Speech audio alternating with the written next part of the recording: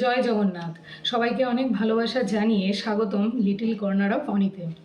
আজকের গল্পটা একটু অন্যরকম, একটা মেলার গল্প। রথ উপলক্ষে আমাদের এখানে যে মেলাটি হতো, এখন সেটা খুব ছোট হয়ে এই মেলাটি নতুন করে হয়তো বছর 5-6 হবে শুরু হয়েছে। মেলাটি ইসকন থেকে করা হয়ে থাকে। প্রথমেই গিয়ে প্রভুর দর্শন করে নিলাম। আমাদের জীবনে এমন কিছু দিন আসে যখন মনটা খুব ক্লান্ত হয়ে পড়ে। চারপাশের অনেক মানুষ থাকা সত্ত্বেও নিজের জন্য একটু শান্তি খুঁজে পাওয়া কঠিন হয়ে যায়। ঠিক এমনই একটা সময় প্রভুর দর্শন পেতে চলে গেলাম, যেখানে মনটা আবার নতুন করে ভালো থাকতে শিখবে। যতই প্রভুর কাছে এগোচ্ছিলাম ততই মনে হচ্ছিল শহরের কোলাহল যেন ধীরে ধীরে দূরে সরে যাচ্ছে। চারিদিকে ভক্তদের মুখে জয় জগন্নাথ ধ্বনি, ফুলের সুভাষ, স্বামীজির বক্তৃতা, ঘণ্টার শব্দ, উলুধ্বনি সব মিলিয়ে মনে হচ্ছিল যেন এক অন্য জগতে চলে এসেছি। দাঁড়িয়ে যখন প্রভুর দর্শন পেলাম তখন কিছুক্ষণ শুধু চুপ করে তাকিয়েছিলাম।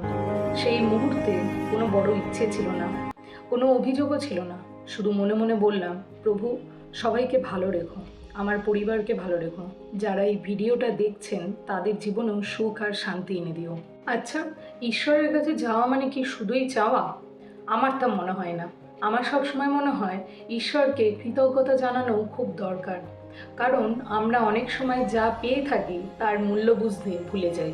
এসে বুঝলাম সুখ সবসময় বড় জিনিসেই লুকিয়ে থাকে না।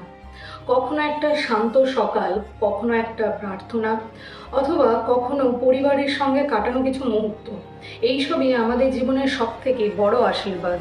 মেলাতে ঢুকতেই যেন ছোটবেলার কত স্মৃতি একসঙ্গে ফিরে এলো। চারিদিকের রঙিন আলো, দোকানের শাড়ি, মানুষের কোলাহল, বাচ্চাদের হাসির শব্দ, সব মিলিয়ে এক অন্যরকম উৎসবের পরিবেশ।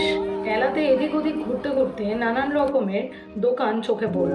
কোথাও বা এরকম ক্রকারি সেট, অথবা কোথাও এরকম ব্যাগের দোকান, কোথাও মাটির সামগ্রী, কোথাও সাজ সরঞ্জামের জিনিস, আবার কোথাও বাচ্চাদের খেলনা। এরকম অ্যাকশন ফিগার কিন্তু এই প্রথমবার মেলায় দেখলাম। তোমরা যদি এরকম অ্যাকশন ফিগার আগে মেলায় দেখে থাকো তাহলে আমাকে কমেন্টে জানাও।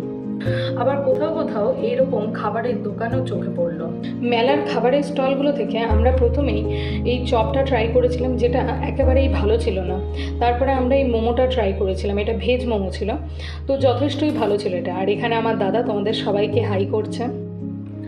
আমরা ধীরে ধীরে পুরো মেলাটা ঘুরে দেখলাম, কোথাও একটু থামলাম, আবার কোথাও সুন্দর মুহূর্তগুলো ক্যামেরা বন্দি করলাম।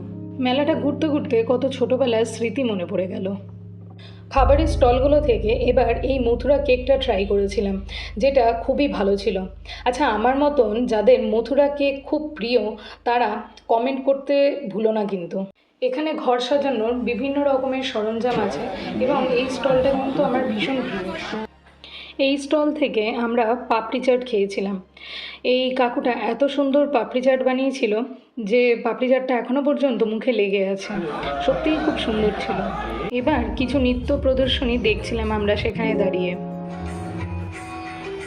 এটা ছিল প্রভুর আরতি হওয়ার ঠিক আগের মুহূর্ত।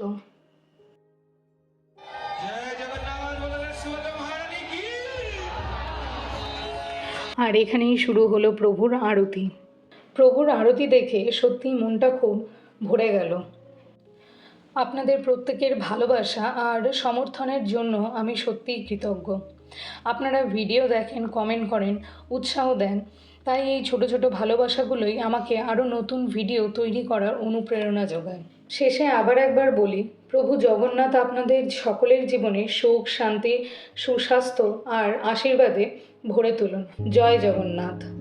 আবারও দেখা হবে নতুন একটি গল্প নিয়ে, নতুন কিছু সুন্দর মুহূর্ত নিয়ে। ততদিন সবাই ভালো থাকবেন, সুস্থ থাকবেন এবং হাসি খুশি থাকবেন।